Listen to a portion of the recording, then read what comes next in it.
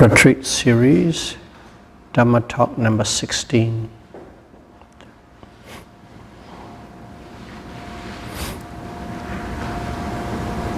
Okay, this retreat is about practicing Satipatthana Vipassana, full foundation of mindfulness insight meditation. So the key thing is mindfulness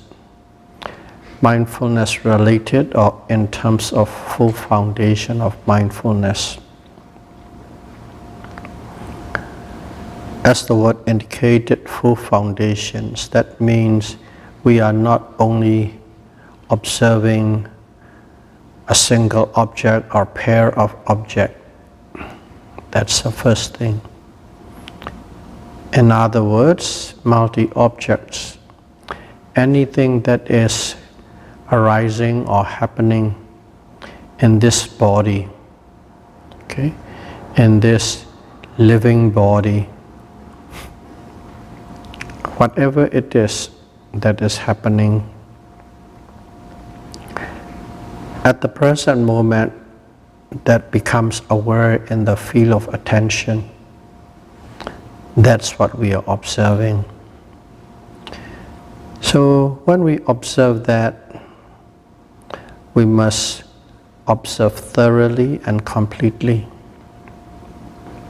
all rounded. Okay. In other words, your mindfulness must spread around and cover all aspects of the object that is arising and all the objects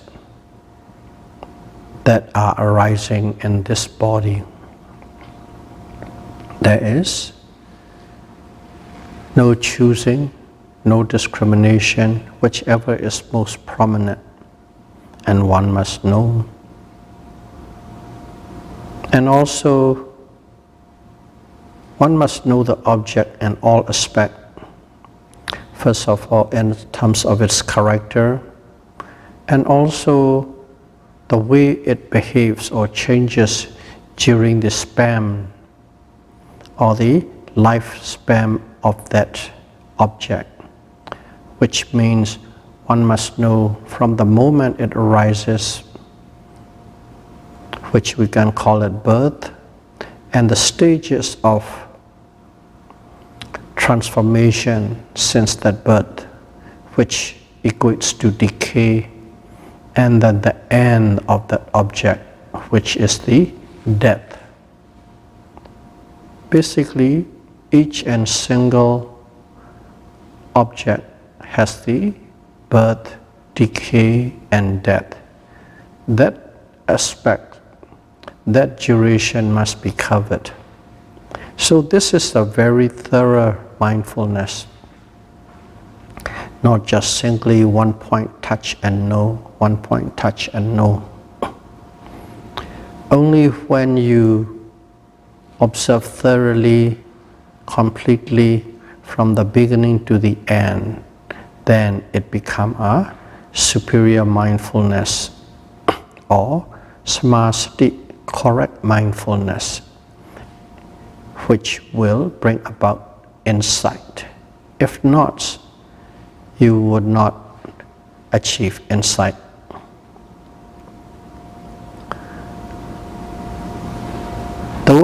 Those are the characteristics and requirements of the mindfulness that refer to as full foundation of mindfulness. But of course, if you are starting, or in other words, if you are not very well grounded in meditations, which means you don't have much concentration yet, that means thoughts arises a lot. Mental defilement arises. Mental defilement in terms of thought form arises a lot. That means you are not quite grounded yet. Because of that, at the beginning, you do not go right into observing anything and everything arising in your body. That's why we give you the primary objects or default objects. Sitting meditation is rising, sitting, falling, touching, touching. 5. And even that, it varies from one person to the other. Some people, they have a very quick, short breath. But naturally, some people have a long and steady breath or long and slow breath. Based on that, this arising and falling, rising movement and falling movement, their representations are different from one person to the other. And if it is a very short, quick succession, you might be able to observe only 2, rising, falling, rising, falling. They are going very fast, one after the other. You won't be able to observe sitting or touching or touching. And some people with a long and slow breath, when you observe rising, there's the beginning, there's stages of rising, and then finally end. It is a very long, relatively speaking, very long object to observe, longer lifespan. These are the differences. So one must know what kind of objects and what kind of duration they present, and must practice accordingly. But the point is, if you do not have the concentration, if you do not have the continuous mindfulness, at the beginning, don't pick too many objects, don't go for every object that's arising. Okay? Just pick up 2 or 3 or 4, and then observe them, the same thing again and again. I call it a circuit. Build a circuit. Okay, one circuit content of 4 points or 5 points or 4 objects or 5 objects of the same thing repeating. And if you do that, you'll find your mind becomes settled down faster and faster, meaning your thoughts become less and less. That's the first training. And when you can hold that for at least about half an hour without thoughts arising, or even if it does, a few, and also very fast, they don't linger on. In other words, you become aware of them as soon as they arise, or soon after they arose. That means you have harnessed the mind. And once you have harnessed the mind, you can let go of that so-called circuit going continuously. You can build it up, momentum, and then open your mind. Open your minds means you do not look to this object or this circuit or that circuit. At that moment, you will find your concentration is strong and you become aware of many things happening in your body. Sometimes it's the rising and falling, and sometimes it's the heat, hot and cold. Sometimes rising and falling, not on the abdomen, it might be in the heart area. Sometimes it's on the forehead, sometimes on the head, sometimes at the back. They changes around. But at that time, don't be too concerned. Oh, it's not at the abdomen. Whatever, whichever spot there is, if there's a movement, observe it. If it is a hot and cold, observe it. And if there's a pain, observe it. And if there are thoughts still come, but you can observe them very quickly. And at that moment, sometime, because of your strong concentration, the thoughts, you can say the association, anger associated, happiness associated, and so on. They are associations. cetasika, mental factors, you can become aware of them. At that time, you don't have to label them exactly as they are. Okay? You don't have to choose what. Choose is just rising and falling and lifting and touching, thinking. That's about it. But under that word, many aspects comes up. That's what it means by you have to spread the object around, thorough and complete. Let's pick up an example. It is the showcase object rising. Okay, there's a rising. You're quite aware of the moment it arises. And then when your concentration is strong, you see that rising movement right to the end, beginning to the end. But between the beginning to the end, you will see that there's a series of little mini movements connected together, one after the other. You will see that thing, or you will feel that thing, you will sense that thing. See? Not just rising. There's the beginning, there's a series of movements, mini movements, there's the end. And at the same time, along with the series of movements, okay, but separately, because the time is the same thing, objects become more, you will feel the pressure. The pressure increase, increase, increase. So it's not only the movement, it is the pressure. And even the pressure, the first, at the beginning is like steady increase of pressure. And suddenly, near the end, that pressure built up so much, it feels like you're being pushed up. Your end of abdomen with a big stick or force. Boom. These kind of variation you will find, you will see. Again, to be able to see that, you have that steady concentration along with mindfulness. So, there's the beginning, there's the end, there's a series of movement, there's a pressure, there's a change in pressure, there is the pressure coming into the point of with a sudden discomfort near the end because it is so full.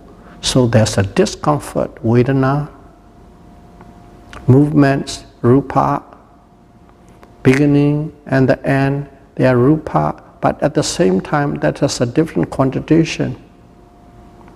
Beginning and in other words, things are always changing. There's a start, there's the end, there's a start again, there's the end. And also sometimes stiffness, sometimes tension. You see, it's simply just rising movement.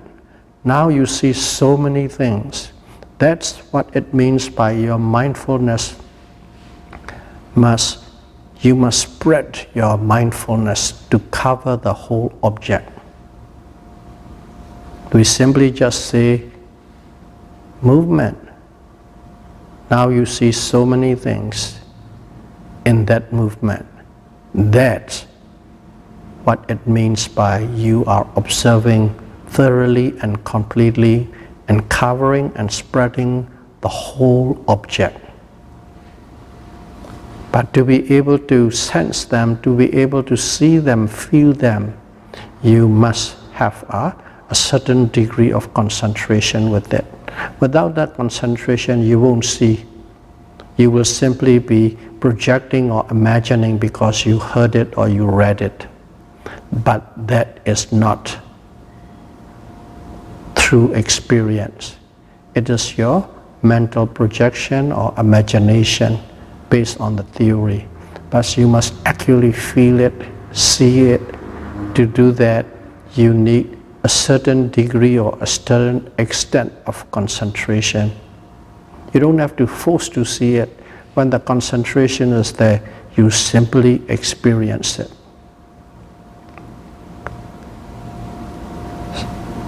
Just a simple word, mindfulness. Now you see it has so many aspects. Just that little mindfulness, the word mindfulness, covers so many different angles. Movement and stiffness and pressure, they are rupakkhanda. That little discomfort feeling, that is the vedanakkhandha. And then when you are doing repeatedly, you know how their characteristics are. And whenever they come in, you already know as they are. That is a sanyakkhanda. And then your mind is directing towards that movement. In other words, you put concern and effort towards that movement. In other words, you have volition towards that movement, volition to observe that movement. That is sankhara khanda. And then there is awareness for everything. That is vijnana khanda.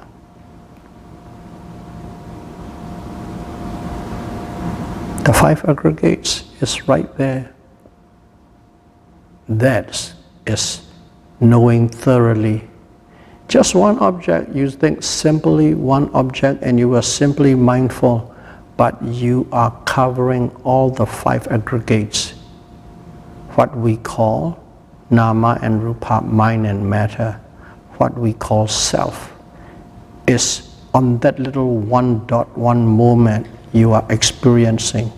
You don't have to intellectually interpret, and this is this is that, and so on. Simply experience. And while you're experiencing, if it is thorough and complete, you are experiencing or exploring the 5 aggregates. That way of observation is the correct mindfulness. And in here, sometimes one needs to know. Occasionally it happens. Oh, everybody go through that. Sometimes you're observing one object, but at the same time, you seem to know there are 2 objects happening at the same time. 2 objects happening at the same time. Let's say something that you're familiar with. You have a pain. You have a pain, you observe the pain. Let's say in your lower back the pain is, you observed, and let's say it is quite high, you observe, and slowly it comes to the manageable level. When it comes to the manageable level, the pain is not that much, it decrease. But it's still there. At a certain point, you're aware of the pain and you're also aware of the movement of the abdomen. It seems like you are aware of both objects at the same time. Okay. But in the scripture it is said the mind can hold only one object at a single moment. So these 2 objects you are seeing is your concentration is not strong enough yet, so you cannot split those 2 objects in a 2 different time zone. Basically it is repeating pain, movement, pain, movement, pain, movement. But they are very fast. But your concentration is not strong enough to be able to see them with a 2 different time zones. So it seems like 2 objects are presenting at the same moment. These kind of things will arise. Now you know theoretically why and what is happening. But we are doing practice. Practically, how do we handle it? How do we handle it? Look at those 2 objects, the pain and the movement, and see which one is stronger. Which one is stronger? In other words, which one is more dominant? In other words, which one do you see or sense more clearly than the other? Very slight, not very quite. But as soon as you sense that, let's say the movement is slightly stronger. And if that's the case, you totally focus your mind. You direct your mind, all your attention towards the movement. In other words, you don't pay attention to the pain anymore. All your attention pour down onto the movement and you stay with it. And if that's the case, you won't be experiencing two objects at the same time. For lack of a better word, it's called framing the object. Object which is stronger, and you go for it. And also, sometimes you can't even decide which one is stronger. They are equal. If it is equally presenting to you, look at those two objects and see which one you like more. And whichever one you like more, focus on it and stay with it. Frame the one that you like more, and at that moment, two objects will not be competing in your attention. So those little things are good to know, because you are practicing and one time or the other it will be there and you know how to handle it.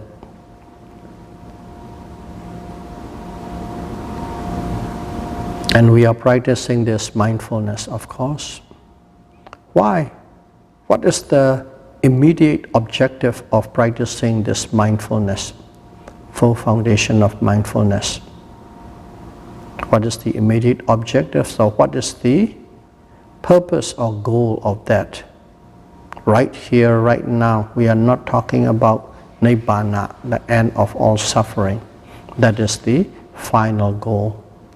Right now is we are trying to lessen the kilesas, mental defilements. We are lessening them with the objective of totally eliminating them. We are lessening the amount of kilesas, loba, dosa, moha. Okay? Clinging, attachment, dissatisfaction, aversion, delusion, uncertainty. Those are always in every state of our mind, our normal mind, a mind without mindfulness. In a mind without mindfulness, you will see these things manifesting in every which way they could. Just simply pick up one thought and then analyze that thought. There will be a trace or a tinge of the loba or craving, or there may be a trace or a tinge of dosa, or sometimes there's a very distinct feeling or sensation.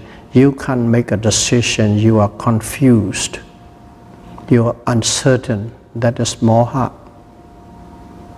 But one thing we need to know, okay, so that you have a stronger way of handling the situation, is whenever this loba and dosa, okay, craving, attachment, or dissatisfaction and aversion is arising, with them moha, confusion, indecision or uncertainty is always there. They arise together, they don't arise alone. Loba and moha together, dosa and moha together. So sometimes we just say mental defilements and we simply just say, oh, loba and dosa, loba and dosa. No, he's only saying two, but there are three mental defilements. But if you understand their association, even though you say those two words, actually you are referring to 3 of them. That's a little point, need to know and good to know.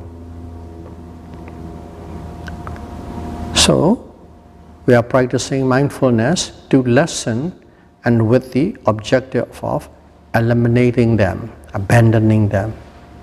Of course, this elimination and abandonment too, there's a partial abandonment and there's a total abandonment. There's a momentary abandonment and there's the permanent abandonment. Okay, we have to go through step by step, of course. So in here, we are practicing mindfulness to lessen the mental defilements, and now we know in every thought moment, in every actions, without mindfulness, those 3 are always there. Just make an exercise and analyze it. Anytime they are always there. So they are always in a state of springing out without mindfulness. But as soon as the mindfulness come in, automatically mindfulness behave as a guard or a security officer. Okay? They are going to come into contact and they shield them or they block them and they protect them from you, from them, from their attack. That's why mindfulness is a very valuable asset, very valuable tool. The Buddha said, mindfulness is the best tool and the only tool you need to protect yourself from your enemy's mental defilements. Of course, there are many things you may see, but this full foundation of mindfulness is the only tool and the best tool to protect oneself from your enemy, the mental defilements. Because whenever it is there, they cannot come in. They are more like a security guard. You have a big mansion with a lot of valuables. So what you do? Those kind of people with lots of valuables and big mansion, they have a big fence all around. They have a big fence all around, and in the fence they have gates. And let's make it up here. We have 5 gates. 5 gates mean, in terms of meditation, okay, this big mansion is this body. And the 5 gates are the 5 sense door: eye doors, ear doors, nose door, tongue door, body door. And through these doors, these mental defilement comes in. They cannot simply come in, they come in through these doors. And because this body is the very fertile ground for these mental defilements to grow. That's why this body is also termed as kilesa bhumi, where kilesa can arise and stay and reside. They are a beautiful place to go. Just like an earth, okay, we have the earth. The earth is a fertile ground for anything and everything to grow. And of course, by itself, by natural self, most of the things that grows, grass and weeds and all the useless plants, they grow wild, non-stop, seasonal. You can't even contain them. They are always there because the earth is a fertile place for these weeds and useless plants and trees to grow. But if you really want something useful, such as vegetables and fruits and stuff like that, you have to clear that ground away from the weeds and plants and grasses. You have to clear it. Not only that you clear it, once you clear it, you have to put a fence around. You have to put a fence around, and you have to make that earth fertile and plant good seeds, tomatoes, carrots, onions, garlics, and so on. And they can grow. But you must put a fence. First of all, you must clear that ground from the weeds. And the same thing, this body, on a natural, normal level, it is a fertile place for the defilements to grow. But if you want to grow something that is useful and beneficial, which we call it wisdom, then you must clear that ground and put a fence around, and you put a guard around, so that the wisdom can grow in that place, which is this body. So in the 5 gates, you have to put 5 security guards, okay, from each door. And if you put them, now suddenly this is the fertile ground for beneficial things to grow or wisdom to grow. This body become a good place for the wisdom to arise. But for it to arise, those 5 doors must be tightly guarded. Security must be there all the time. If not, mental defilements will come in. And in here too, one thing good to know for all yogis, you must of course be aware and analyze yourself. Okay, some people, just look at it, the eyes. Some people have a weakness. Whenever there's a beautiful form come in, automatically the eyes jump out, boom. When the sounds come in, it goes in, but not as much as the eye. Okay? Or in other words, these sense pleasure, form. Some people have a weakness in form. Some people have a weakness in sound. Some people have a weakness in smell. Some have a weakness in taste or in touch. Okay? We all have general weakness, but we can always figure out one sense, or maybe 2. You have a special weakness, your soft spot. You will know if you analyze and become aware with mindfulness which one you are the weakest. And whenever the weakest door, you double, triple your security. First of all, you must know which one is weak, and in that you put double or triple your security. As an example, your eyes are the weak spot. I'm not talking about sitting and meditating. You're moving around in the world. But of course, with mindfulness. As your eye is weak, always go to the form. It's quite easy to attract it. You double it. Double it means not only seeing. You must enforce with different things. Let's say you see all the, you can keep your heads up, open your eyes and swivel your head and looking everywhere. You will see.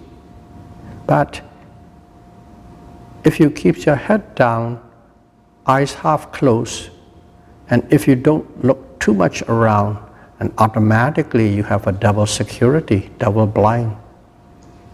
That's kind of scenario we are talking about. First of all, know your soft spot, know your weakness. At that door, double or triple your security with whatever appropriate measures you need. Then your security becomes very strong. When the security becomes very strong, these mental defilements cannot come in. So what does this full foundation of mindfulness do? It protects you from the mental defilements. It guards you from the mental defilement. It keeps you secure. It acts like a security officer from the mental defilements. In other words, that is a prevention method. They haven't arisen yet. Nobody come and steal in the big mansion with a big fence yet. By putting security means you are doing a security system, prevention. So this mindfulness is the prevention for the mental defilements not to come in. They haven't come in yet, and you make sure that they are not coming in. Prevention. But still sometimes something slip in. Okay. Some people slip in, some mental defilements still slip in. When they slip in too, you use the same security guard, the mindfulness, go and face directly at the kilesas that slipped in. Face to face, stare at it face to face. And if you stare at it face to face, finally they will wither and they will dissolve. So mindfulness is not only used as a prevention, it can also be used for the cure, both to prevent and to cure. If you have mindfulness, you are safe from mental defilements before it happens, and even during while it is happening, you can contain the situation. That's why Buddha said mindfulness is the only one tool that is supremely useful to keep yourself away, to protect yourself away, and even to remedy these mental defilements that are already in.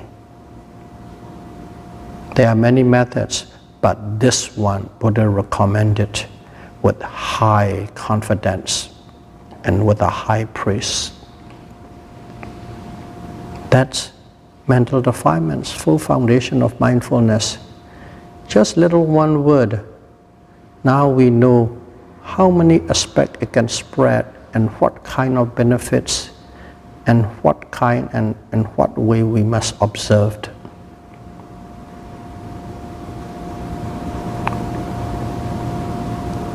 We don't need to study deeply into the scripture. We don't need to know and get degrees from the Buddhist university.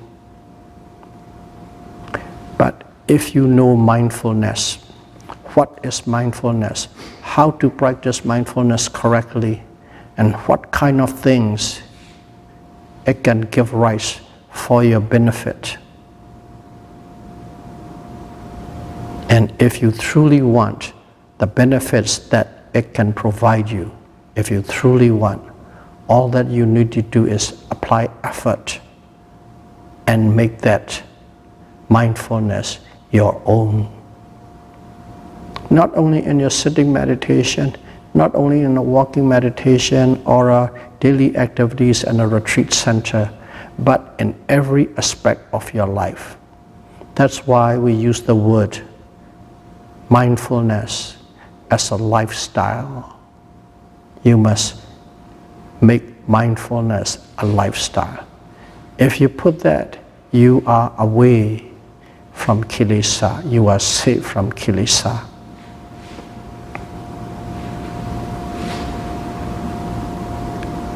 It is very simple. It is very easy to practice. And also, it is very effective. Okay. And the result is immediate. In every noting, in every correct noting, you are achieving the result. Of course, in one noting you don't know, But if you can note continuously about 10,000 notings, you can directly feel, see, and sense the result of that mindfulness. Not only that, it protects, because if you have a momentum of mindfulness, the friend of the mindfulness, a twin brother of the mindfulness, concentration is always there. Because of the quality and power of concentration, you can actually feel the peace, calm, tranquility, and serenity right there. So don't think mindfulness comes alone.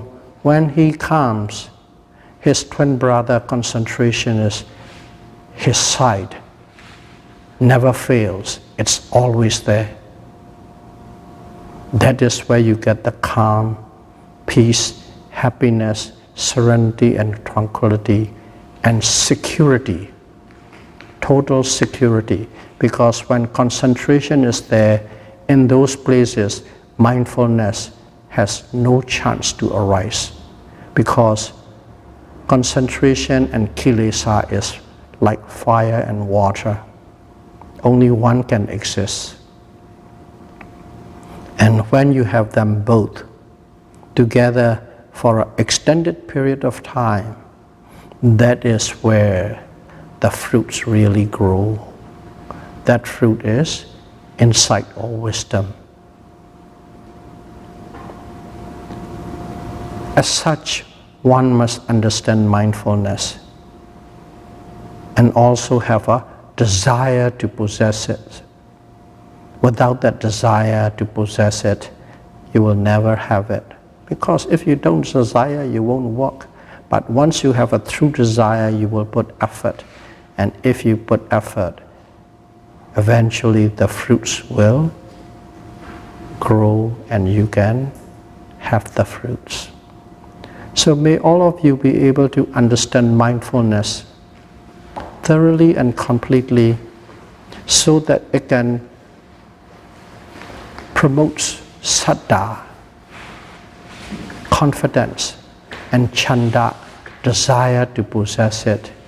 And may you be able to reap the fruits of mindfulness as soon as possible. Sadhu, sadhu, sadhu.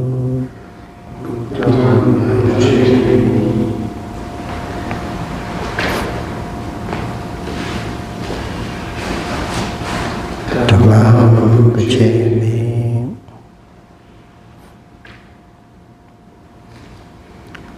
Sangham bhajami. Sharing merit. Imaya dhammanu dhammapati patiya Buddham pujemi. Imaya dhammanu dhammapati patiya Dhammam pujemi. Imaya dhammanu dhammapati patiya Sangham pujemi.